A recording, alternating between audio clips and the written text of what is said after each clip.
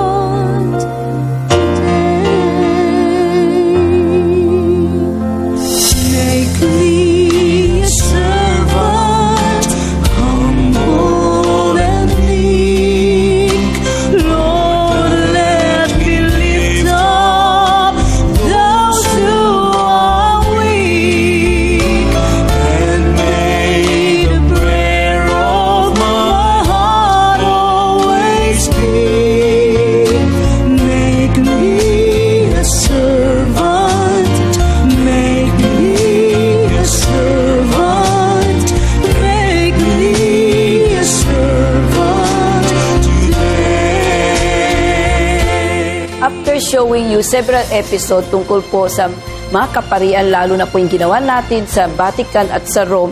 Ngayon naman po, babalik tayo dito, tutunghayan naman natin ang kahalagaan ng isang tao, lalo na po ang mga Pilipino sa ating kapwa Pilipino. Ano bang pag-uusapan natin at bakit siyang pag-uusapan natin at sino siya? Siya po ang tunghayan ninyo sa pagbabalik po ng Power to Unite.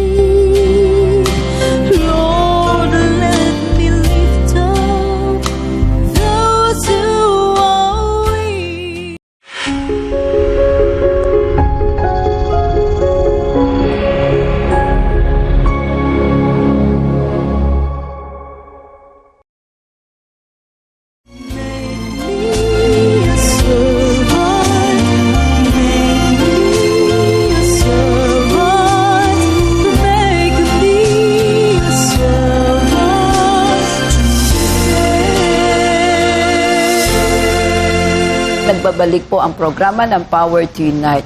After doing several series with regards to the Year of the Priest, ngayon naman po, nakakaibang episode ang matutunghayan nyo kasi po ang pag-uusapan natin, paano kaya magiging isang santo ang isang tao? Whether pari siya o kaya lay siya. Sa tutulan po, ang dami na po magagaling na Pilipino ang kinikilala sa buong mundo. Pero dito sa ating programa, i-concentrate natin yung pagtunghay sa pagiging canonization po ni Pedro Calunsod. Sino po to si Pedro Calunsod? Siya pong pag-usapan namin ng aming guest na walang iba kundi si Monsignor 𝗘𝗹𝘃𝗶. Siya po ang Vice Postulator ng canonization ni Blessed Pedro Calunsod. Tama? From Cebu, no? Archdiocese of Cebu. Monsignor, alam ko po, you just arrived from Cebu, especially just to, have this portion talaga sa Power to Unite. Kasi nakikita ko talagang it's about time we need to understand who is Pedro Calunsod. Why His Eminence Ricardo J. Cardinal Vidal is very, very enthusiastic, Talagang andun yung passion niya na kailangan ma-work out ang pagiging saint niya, di ba? Although na-beatify na siya, now it's working towards canonization. Yes. No? So it's not very easy kasi I heard before na year 2000 nung na-beatify siya, di ba? So bago natin pag-usapan sino si Pedro Calunsod, bakit kailangan pakilala siya ng sambayan ng Pilipino? Ano ba itong beatification muna bago yung canonization? Can you give us an idea what is this beatification? How do we go about it? Yes. Yung beatification po ay, we get that from a term na blessed, magiging blessed. Ideklara ng simbahan na ang isang tao ay isang blessed. Ano bang ibig sabihin yan? No? Blessed meaning to say na he or she lived a Christian life to a heroic level, no? And then kung beatification, nagdeklara lamang ang Santo Papa through a decree, no, that this person can be venerated by a certain group of people, like for example, Filipinos only, or a religious congregation, ganon. Canonization naman ay magdideklara talaga ang Papa as infallible teacher of the Church na itong tao nito ay is in heaven with the saints, and he can be or she can be venerated by everyone in the whole world, members of the Church. Ganon. So ang beatification, in short, pang Pilipinas lang muna. Or limited to Limited where, lang sa yes, isang region o isang country. isang country or wherever the Filipinos are. Or for example, there is the Benedictines, no? They have declared in their own congregation that they would also celebrate Blessed Pedro. They have a particular devotion to Blessed Pedro. Okay, that's for them, no? So yung process ng pagpili kung sino yung magiging blessed o kaya let's say magiging santo, it takes a lot of time, di ba? Yes. So ilang taon yung ginawa bago siya ma-recognize na ma-beatify as a future saint? Yes. I started working on the beatification cause of Blessed Pedro in 1997. Okay? It's already writing the 𝗨पछि𝘄𝗲𝗿. We call it the 𝗨पछि𝘄𝗲𝗿, just like a book where we put our arguments in favor of this person so that he may be declared blessed. And he was beatified in the year 2000. So within 3 years? Within 3 years. But there was already a previous work in the Archdiocese of Cebu in 1994, but it was just like getting to know Blessed Pedro, what are the sources we have on him, but the real formal working on it there in Rome, it was in 1997. Do we have to become a martyrs in order to be recognized? No, not necessarily. To be beatified, a person should live the Christian virtues heroically. Meaning to say, talang it's very heroic na pag like you're really humble, but how? No? Na you really made great sacrifices so that you can be imitated by the other people. That's one. But if you died for the faith, you're called a martyr, then we have to prove that you really died for that faith and you were killed on account of that faith. Ganon. So yun ang dalawang magkaiba. You may not die for the faith, but you live the Christian virtues to the heroic point again. And so you can be a candidate for beatification. Now, who would push for that beatification process? It should be the bishop of the place where you belong. No? If the bishop does not act on it, then nothing happens. Or if you belong to a religious congregation, for example, religious family, your religious family, religious congregation would already also start the cause for the beatification. That is the reason why I noticed there is a lot of this beatification ongoing right now. Yes. Karamihan galing sa founder ng mga congregation. Yes. Para sila dun, inuuna sila. Yes, because in a congregation, a religious family, they have what we call offices, like you are the postulator for this religious congregation, that's your work. Members of this congregation, you see if there are members who have lived the Christian faith in heroic points. Whereas, for example, for the diocesans, we don't have that office. Yes, yes. Yeah. So we are not somehow that organized for that purpose. So how did you go about it? How did you survive na in 3 years na approve siya, na beatify siya, and then right now you are working towards canonization? Yan ang medyo matagal, di ba? So yung process to be approved na ma-beatify siya, mas madali, tama? So you will come out with the prayers that will suit his role in the church, parang ganon. Because kung naging santo siya, then he will become the second saint ng Pilipinas. Pero lay ito, hindi ba? Kasi first is San Lorenzo Ruiz, tapos ngayon Pedro Calunzo. Although, we are now on the process working toward Bishop of Biar. Sana ma-approve din, ma-beatify kasi that will be the first bishop kung nagkatotoo. Although, I heard that there will be 3 working Bishop Kamomot, Bishop Biar, and Bishop Versosa. Sana matulungan, So what I would like to know is really, sino ba ito si Pedro Calunzod? bakit siya dapat pag-usapan, lalo na coming from the Visayas region? Talaga ba taga Cebu siya? Well, all we know is that he's from the Visayas. Pedro 𝗘𝗃𝗿 lived in the 1600s. So we may ask, how did we come to know about him? We are about 338 years apart from him. Now, well, there is nothing written precisely for Blessed Pedro.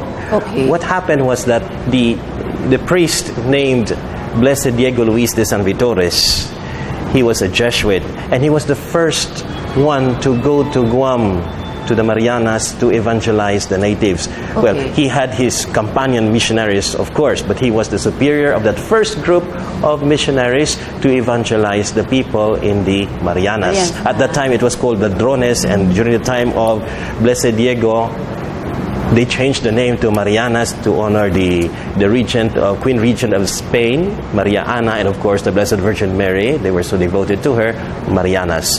And when Blessed Diego Luis de San Vitores was martyred, so a lot of things were written about his martyrdom.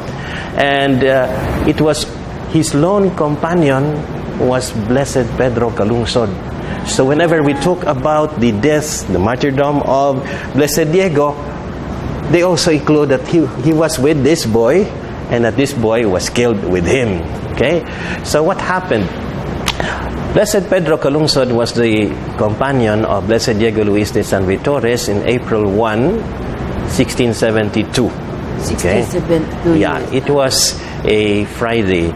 And they were heading towards their headquarters in what they call San Ignacio village, which is now Agadnia in Guam. Okay. And they were going there because they were told to retreat because there was unrest in the island. Some of the natives were hostile towards the missionaries because they didn't like their presence there, because they think that they were not meaning well for the natives, and so there was some kind of enmity between the missionaries and many of the natives, not all of them though. And so they were retreating, and as they were going towards the village of Tomhom, which is already near Agadnia, they learned that there was this baby who was newly born to one of their friends called Matapang. And they said they wanted to baptize the baby, and the father was angry. No, he would not allow his baby to be baptized because he became apostate this time. No? And so what he did was to kill first Pedro, then the priest. So only two of them. Alam mo, Monsignor Ildem, napakaganda ng sharing mo. No? Ngayon ko lang nalaman talaga na even as a companion, you can also become a future, saint, diba?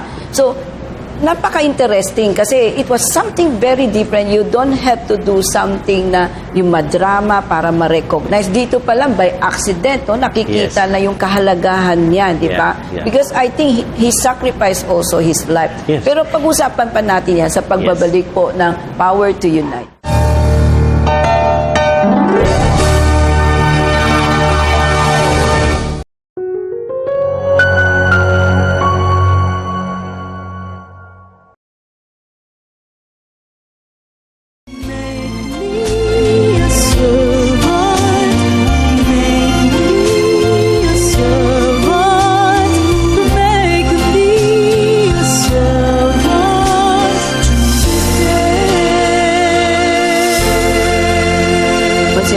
Napaka-interesting pala ng buhay niya, no? Kasi tayo, sanay na sanay, basta first lay saint, agad-agad San Lorenzo Ruiz, di ba? So, nakakaiba ang buhay niya kasi si San Lorenzo Ruiz, nangyari yun sa Japan, no? Samantala ito naman sa Marianas Island, which is now Guam. So, may minimension ka kanina, nung naputol natin pagkwento, yung tungkol sa pagbibinyag. Maybe, can you elaborate on that? Yes. Si Blessed Diego Luis de San Vitores, yung superior ng mission doon sa Guam, ay very zealous. Gusto niya yung mabinyagan, yung kailangan binyagan, no? And then, so, pagdating nila doon sa village ng Tomhom, they learned na may bagong isinilang na baby. So they went to the family and they asked the father of the baby, was called Matapang, we'd like to baptize your baby. Okay. And Matapang was a a friend of the missionaries because he was a Christian also. But then something happened. He left the faith. He became an apostate because he was influenced by the other natives who also had doubts about the faith. No? And so he refused. He angrily refused to have his baby baptized. And so he was given a chance by Blessed Diego and Blessed Pedro na siguro pang cool down ka muna dyan. So, meanwhile, pumunta si Blessed Diego at si Blessed Pedro sa shore kasi malapit lang yun sa, sa shore, ang village. Nagkatikay sila. They were chanting the catechism, no? Because they don't recite, they sing the catechism.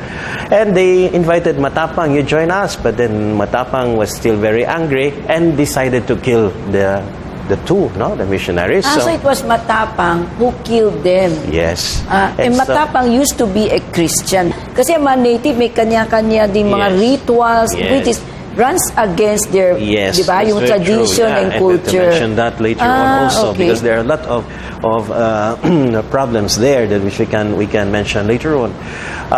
So Matapang left his house to fetch his weapons, no? Yes. And he enlisted another villager, the same village, named 𝗘𝗹𝘃, who was not a Christian, but who was with Blessed Diego and Blessed Pedro in coming to Tomhom because he was also going home to the place, no?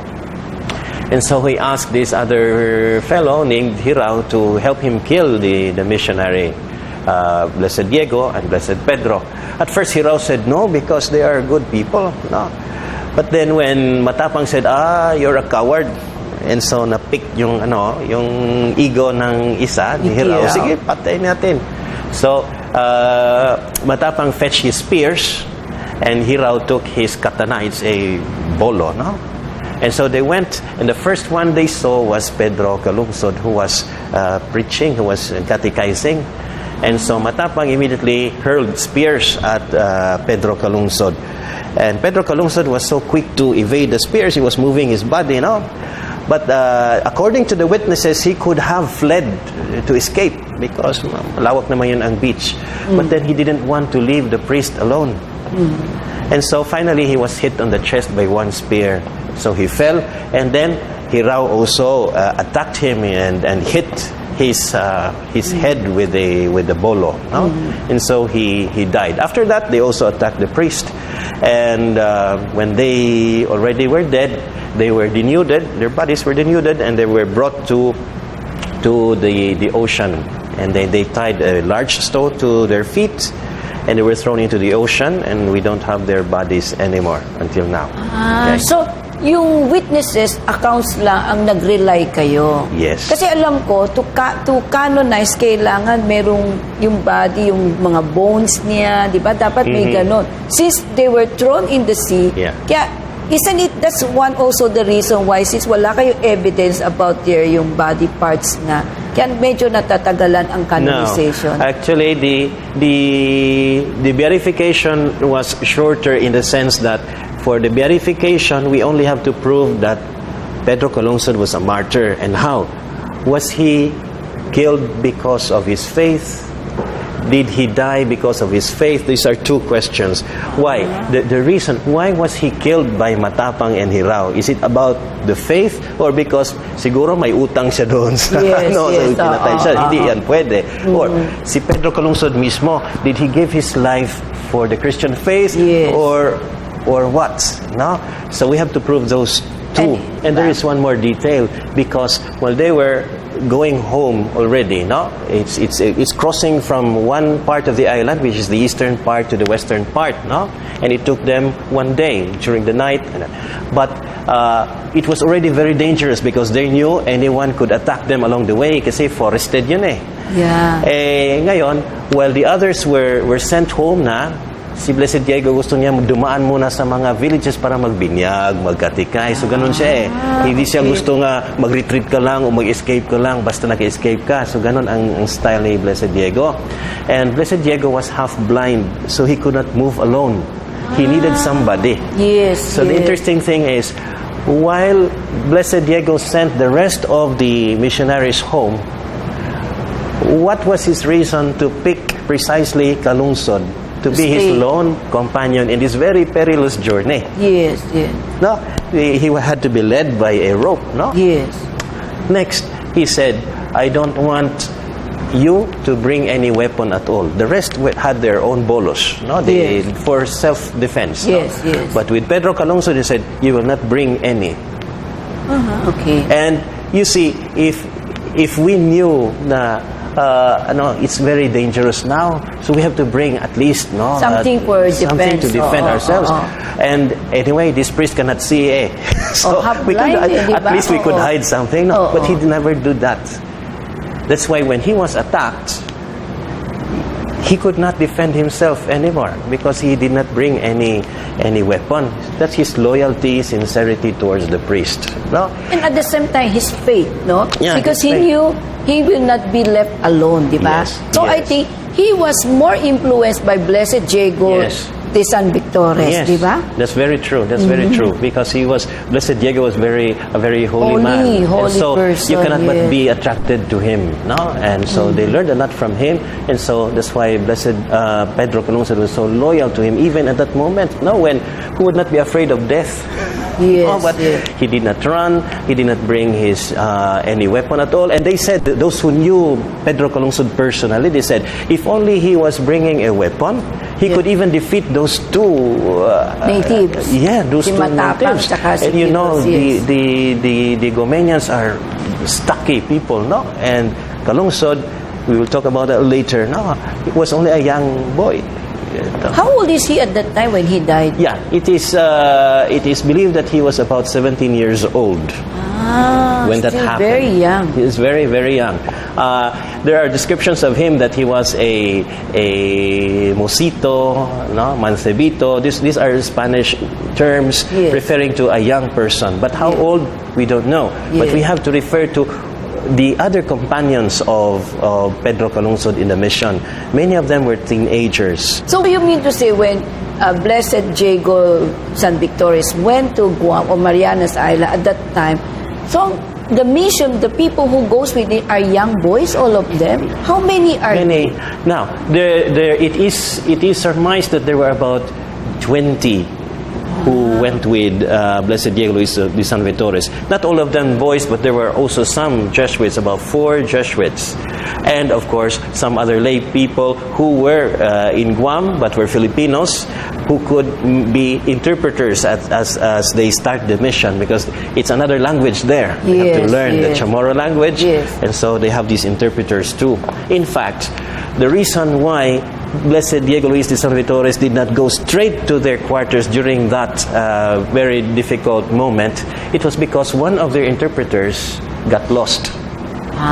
Esteban by name. It's a long story. Yes. Esteban by name. Because Esteban, who was already old, an interpreter, Bisaya pa naman, was already afraid of the conflict. He was afraid to die, so he left the missionaries.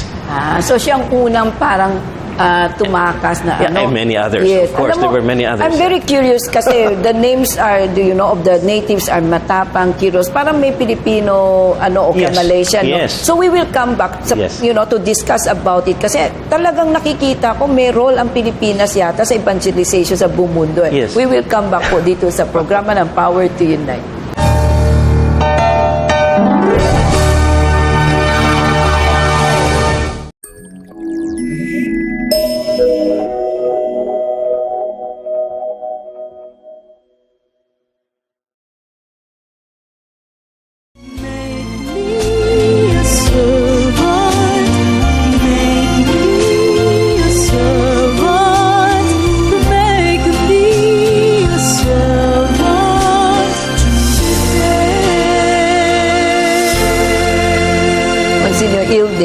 So, napakaganda ng life story ni Pedro Calungsod, di ba? So, what can you say more na dapat maintindihan ng taong bayan, lalo na sa bayang Pilipino? Because nowadays, we already have modern heroes who are doing so much also for the Yes. country. Yeah. Pero for their faith, yan na isang hahanapin natin sa Yeah. modern heroes, no? Yes. In the case of martyrs like Blessed Pedro Calungsod, the only thing we have to prove is that he died for the faith and he was killed because of the faith. But those who did not die as martyrs, we have to go through processes like what are the virtues lived by this person.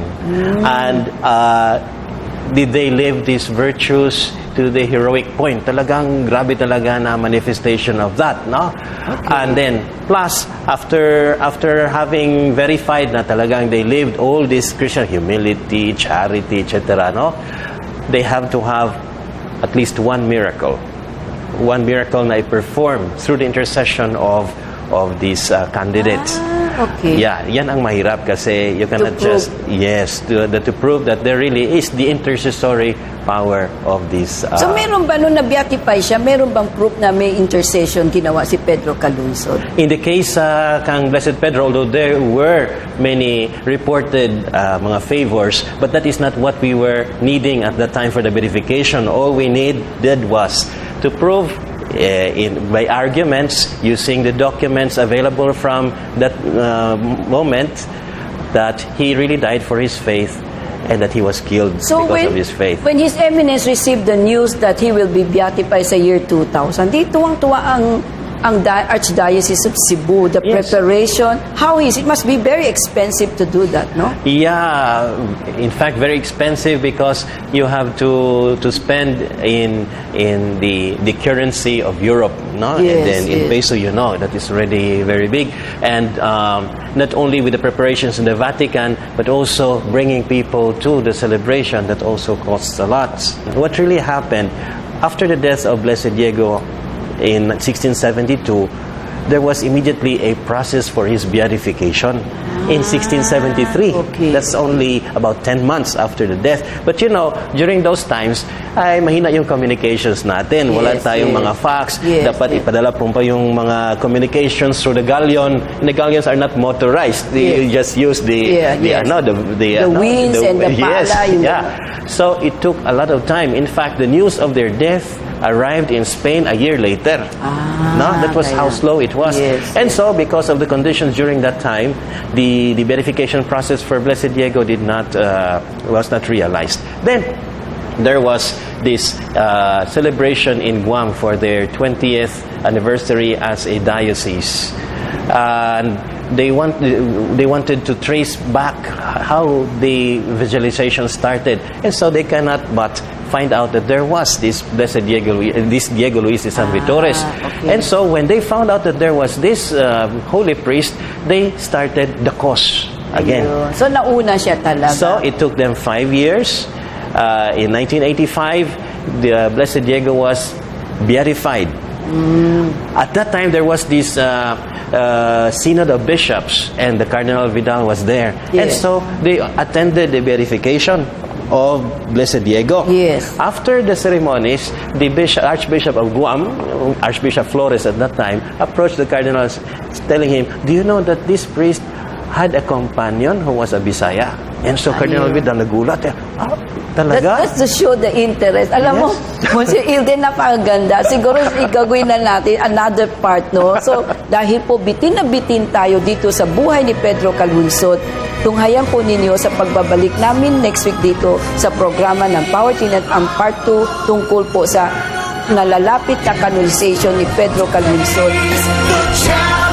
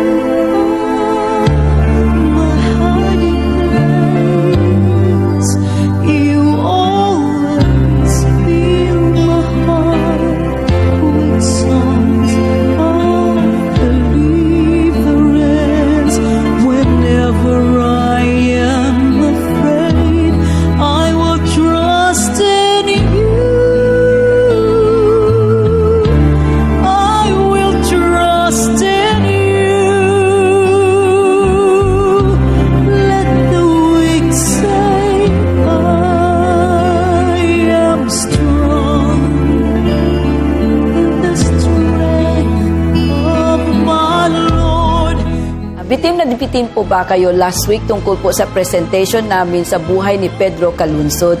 Hindi ba kaaya-aya ang pinakita niya sa atin, yung kanyang sakripisyo, ang kanyang pagmamahal sa kanyang faith, na talagang pinaglaban po niya hanggang sa huling-huling sandali. Pero para maging santo, hindi po ganun kadali. Hindi lang po ito talagang gagastos na malaki. Talaga po kailangan may isang milagro na talaga nagpapatunay that the unseen hand of God is really there. Kaya ngayon po, ipagpatuloy po namin dito sa part 2 kung bakit po, ano ba yung mga requirements sa canonization at kung bakit po kailangan namin ang inyong dasal. Siya po ang tunghayan ninyo sa pagbabalik po ng Power to Unite.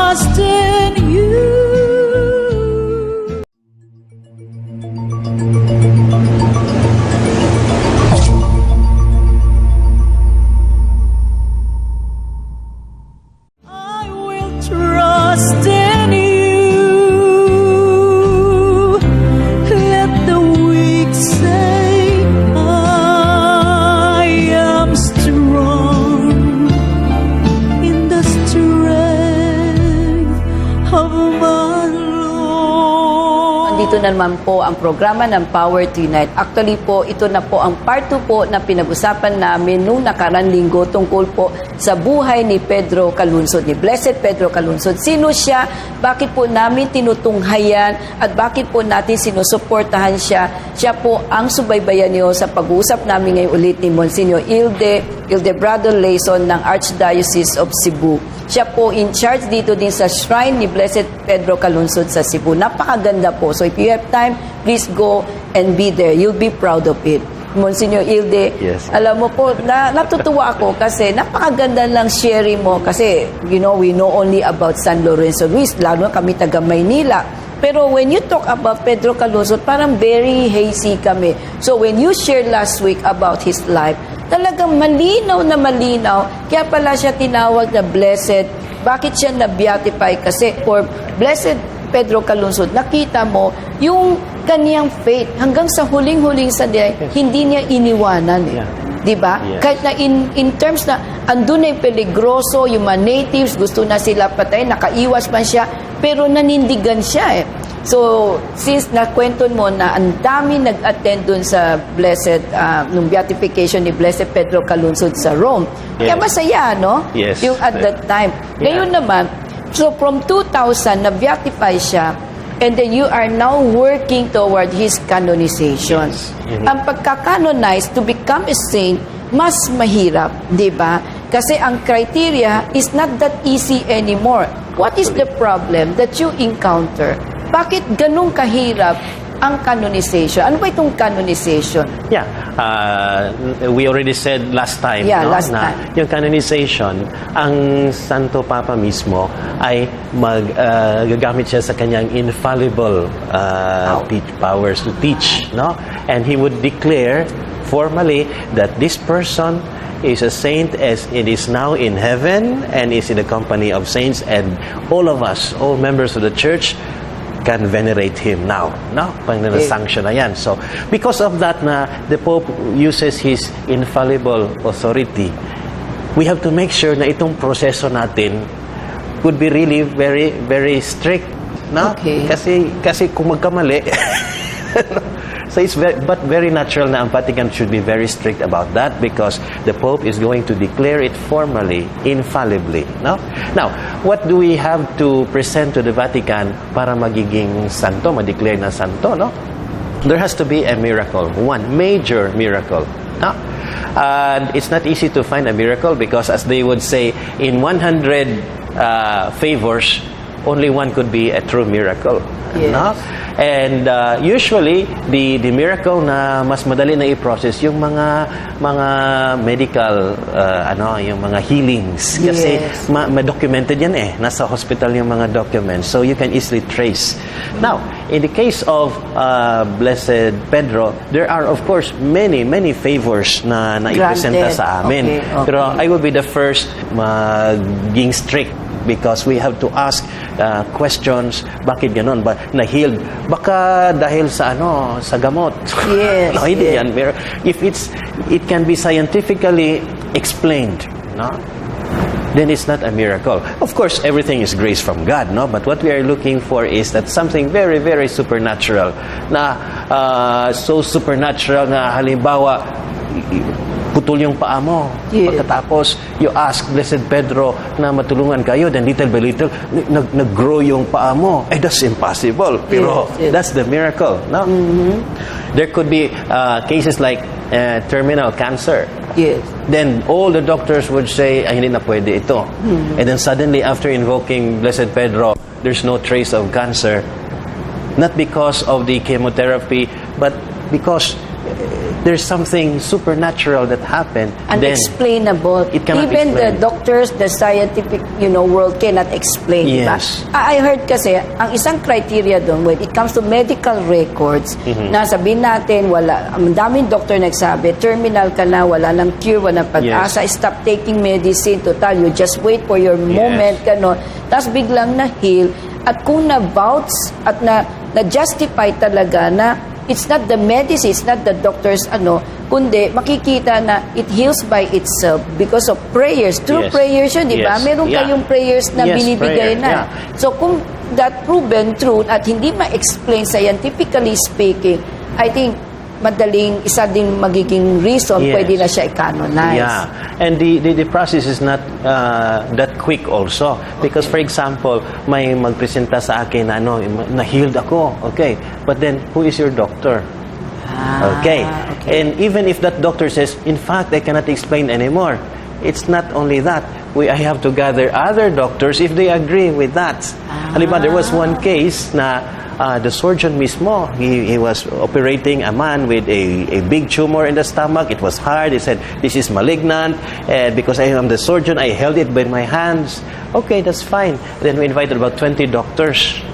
And they gave their opinions. And they said, okay, let's have a biopsy.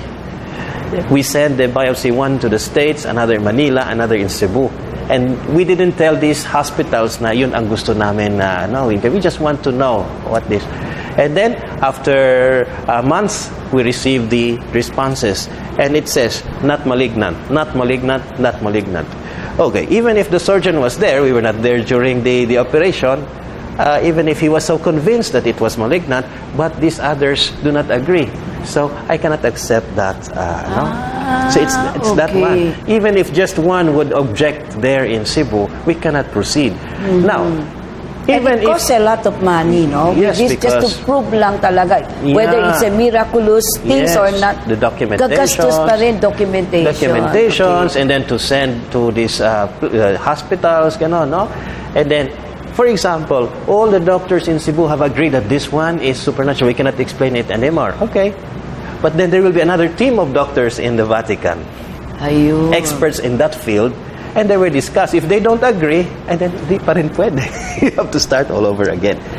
No? We have to be very patient about this process because it pays. Because when we declare that this one is a saint, dapat hindi palpak. Baka later on, na-declare na siya, and this has never happened, of course, no? Na-declare na siya na saint, pagkatapos, after a few studies, ay, mali pala yun. Di pala yun, santo. So, we cannot take him back from the, no? So, it's going to be very slow, no? And with patience. Pero sana naman, sa pagdadasal ng mga taong bayan, Yeah. maybe the reason your appeal later on, Yeah. tulungan magdasal. Sana para magkaroon Yes. naman tayo ng another saints, di ba? Yeah. Ang galing kasi mga lay people ang nadideklarang saint. Kayong mga pare, mga obispo, wala pa. So it's a challenge on your part, di ba? Ngayon, in this process ng canonization, di ba? Is there any other way na pwede siya madeklarang saint na hindi dahil nagmilagro sa sakit? That is the most common miracle na inaccept sa Vatican. We don't accept like yung conversion kasi it cannot be proven objectively, shall we say, no, na ano ang conversion. In fact, there are conversions not only here in the Philippines but also outside of the Philippines invoking 𝗵𝘗𝗃, and there was this incredible conversion, no? Okay. But we cannot use that either for this type of miracle we are looking for. Yeah, because it has to be something we can prove scientifically. But I have to correct one point. If in the beatification, if the candidate is a martyr, all you have to present is the proof that he died or she died for the faith and she or he was killed for the faith. No need of this kind of miracle. But if the candidate is not a martyr, we need a miracle for the beatification. Ayun. Ganon. Ngayon marami na ako natutuwa kasi nung nasa Rome kayo, hindi ko pa alam yan eh, no? Yes. So I really don't have any idea Yes. about how a beatification should go on and how canonization has to be done, di ba? Ang alam ko lang, it's not that easy, it takes time. Yeah, it it takes takes years, time, di ba? yes. So magbabalik po ang Power to Unite.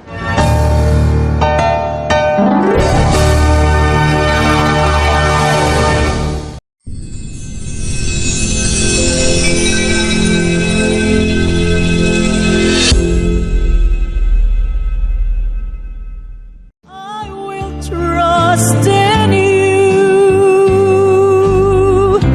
Let the weak say, I am strong in the strength of my Lord. Monsignor Ilde, ngayon naman, when we're talking about canonization, hindi pala talagang ganun kadali at ganun kabilis. Basta gusto mo, pag na-beatify na, ibig sabihin, pwede ka na maging santo. Meron na ba kayong isang incident na talagang masasabi, very strong ang evidence na nagbigay siya na milagro? It's through his intercession, kaya pwede siya madeklara na saint? Yeah, and I would say several of them. Okay. But then we have to pick only one, no? Because one. Of course, we can always have another. Baka hindi makapasa itong isa, then at least we have one reserved. But as I have said, we have to look for also loopholes in each cases so that we don't just waste money submitting to the Vatican at pagkatapos hindi pala makapasa. Pero no? itong napili ninyo, na-examine na ba ng mga doctor sa Vatican? It's still going on to be examined. That is why we cannot even comment much about it in order not to anticipate any judgment of the consultor. Okay. So yun ang kailangan pagdasal natin. Yes. So ngayon, habang nag-aantay tayo ng milagro kung whether he will be declared second saint ng Pilipinas, anong ginagawa ninyo sa Cebu? Do you have this mga, kasi di ba sabi mo, when you are beatified, that means to say you can be venerated Yes. in the Philippines, Yeah. di ba? So yung taga Cebu, because you now have this shrine of Blessed 𝗵𝘗𝗃 na napakaganda. Talaga, I'm very impressed with that. Ito, tulong-tulong ng taga Cebuano yan. That's how proud they are. Anong mga activities ginagawa mo to remind them to keep on praying na para madali na agad ma-canonize? Yes.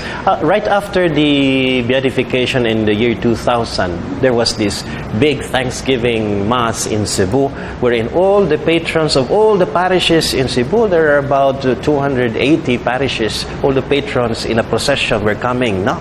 And then after that, when they saw all these patrons, all these mga karosas, the idea came up na, why not Blessed Pedro returning the visit to them? So what we did was this called duaw lungsod, meaning that's a Cebuano term, meaning to say visit to the towns. So Blessed Pedro, his image, visited the parishes, all the parishes in Cebu, and there were catechesis, confessions, the mass, to encourage the devotion. And of course, we received also many favors. Even during the visit, there were cures, there were extraordinary things, and It's really amazing. And It's all documented. yes, but we cannot declare any miracle. Only the Pope can declare that one, no? But we have to respect also the experiences of the people. And they say, this is Himala. Okay, thank God, no? And then the Cardinal said we have to have a shrine. At least there is a center where we do the devotion, no? Yes, yes. Of course, the shrine is there in the city, but we also have parishes, no? In fact, the first parish of Blessed Pedro Calungsod was not in Cebu. Where? It's in Iligan, in the talaga? mountains of Mountain. Iligan. When we inaugurated it, I have to pass through even Muslim areas, and then it's there, no? And then we have the shrine in the Archbishop's compound, Yes. and there we have the masses every day. But the day for Calungsod, just like Wednesdays, perpetual help, Saturdays, Blessed Pedro, because he died on a Saturday, he arrived in the Marianas on a Saturday. He was devoted to Blessed Virgin. It's Saturday, no? Parang So ganon. everything is on Saturday. Saturday, and the Cardinal Vidal declared that those who go to the shrine and join the novenas, the mass, the confession will receive the plenary indulgence every Saturday. So people go there, and it's interesting how even doctors go there and bring their patients. Nakakatuwa nga, in their prescription pad, Monsignor Layson, please attend to this patient of mine. She has cancer, and please intercede for. And then dala yun ng pasyente, no? Say, what do you want? From my doctor. Para naman ako, okay, we will pray for that, no? And so we also have a parish in Cebu, in the mountains of Toledo, no? Yes, yes. And there are chapels, and even organizations, even here in Manila, no? I have never gone to Parañaque City, and then there is this group having this devotion to Blessed Pedro. And in the Indian Ocean, I have never gone to Batanes, but he's there, no? In Australia and in England, no? And these are not only Filipinos. These are foreigners. In fact, the one in England, these are Britons, and Yes. then they were asking for some stampitas. Sabi ko, Yes. How did you come to know about it? Yeah. I don't know, because siguro modern means of communication through internet, I don't know. But then they were asking me, could you send us some stampitas of Blessed Pedro? And I was thinking, these are Britons, baka no? I mean, how could they have, no? Ang explanation mo, pag beatification, Yes. only in the local area. And Pag where, canonized, they can all venerate everywhere. Yes, or wherever the Filipinos are, like the Filipinos in the United States can have the devotion to Blessed Pedro, the Filipinos in Guam, ganon. Wherever the Filipinos okay. are, those who are tied somehow to this this figure of Calungsod, no? And so the Britons, I did not send them, I did not send them the stampitas. A few months later, they sent me a stampita of their own saint there. At the back of it is the prayer of that saint. Okay. And then it was erased, the name of the saint, and they placed there Pedro Calungsod. And then they wrote to me, Father, this is what we are using for Calungsod. We just used the prayer of our own saint and changed the name. Because it was then that I sent I sent some stampitas, no? And Australians, Italians, no? They have personal experience with Blessed Pedro. Yes. It's so, parang mushrooms ba they come, no? So, sa tingin mo, ang veneration ngayon kay Pedro Calungsod, lumalawak siya without your knowing it. And spontaneous. Spontaneous. Yes. So, pag na-canonize siya saint, talagang merong followers na talaga. Meron. Even before he was beatified, there were already followers. And mga Filipinos, mga OFW doon sa Italy. No? So, can't you say it was these Filipino immigrants, Filipino OFW that spread the words about Pedro Calungsod? Probably also, no? Especially in Italy. And they feel so at home with Calungsod because he was also an OFW, shall we say, because he labored in Guam, although in another way. No? He's a missionary. Yes. Siya. But they feel very close to him. That I cannot explain because they have their own personal experience. Ganon.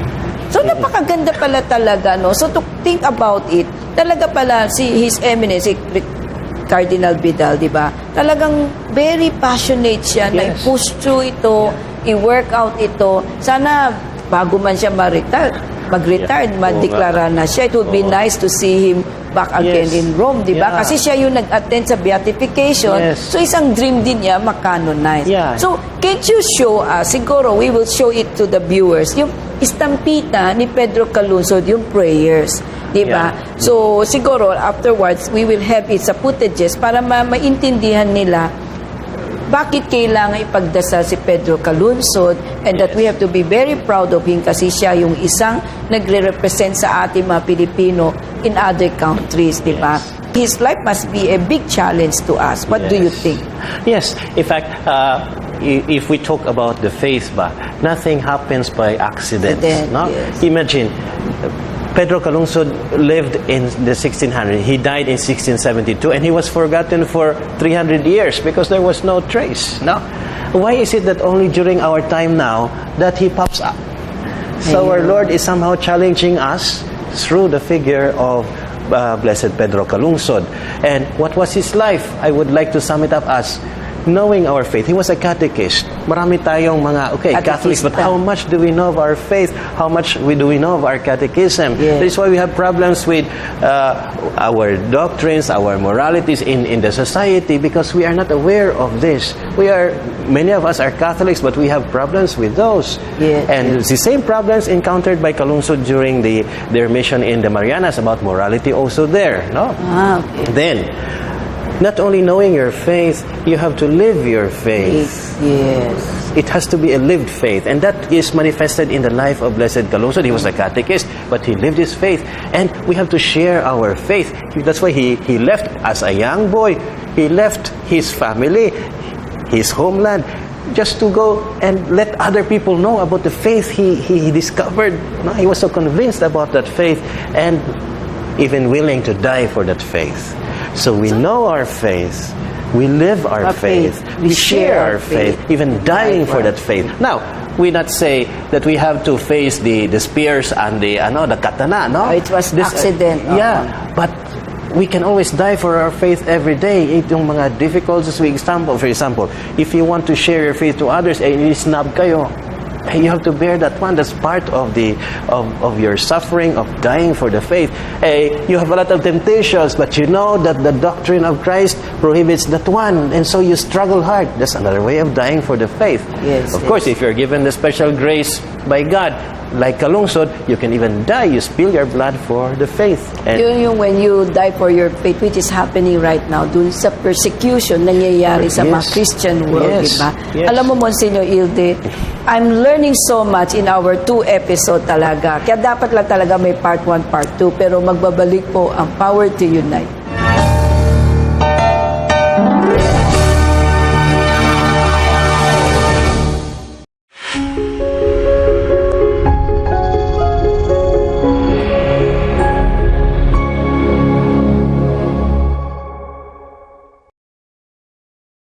I will trust in you.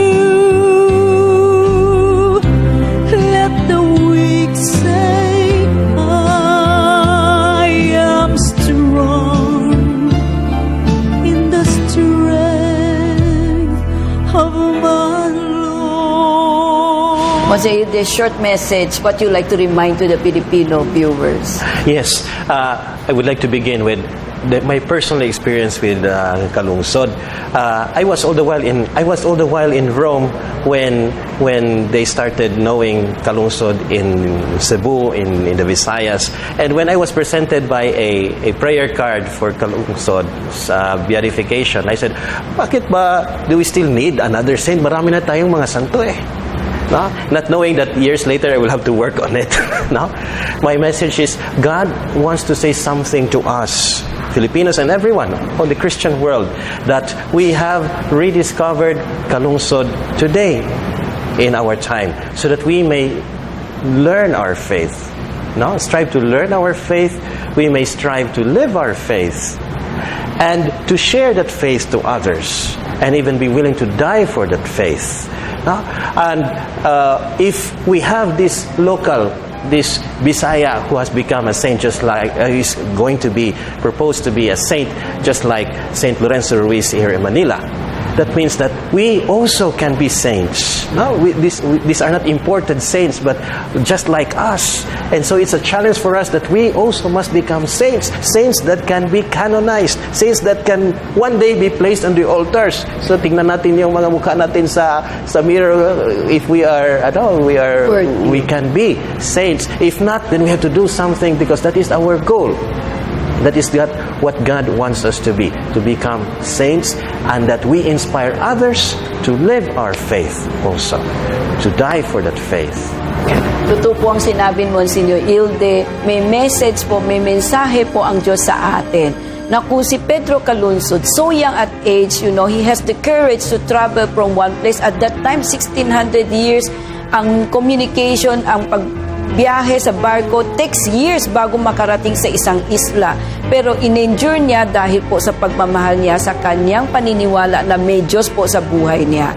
Kaya po talagang iniingayan natin ngayon ang buhay ni Pedro Calunsod because God loves us. Matimbang po ang Pilipino sa puso ng Diyos. Kaya naman tayo naman, suklian naman po natin din sa pagbabago sa tamang paraan. I hope you enjoyed these 2 episodes that we had about Pedro Calunsod, at hinihingi lang po namin, sana ipagdasal nyo na mabilis na po mag-canonize siya. Kasi po, he will be our second saint if we will be given chance. Aside from San Lorenzo Ruiz, there will be another one, that is po Pedro Calunsod. Ipapakita po namin ang prayer sa estampita. Sana isama po ninyo sa dasal ninyo. Hanggang sa muli dito po sa programa ng Power to Unite with Elvira.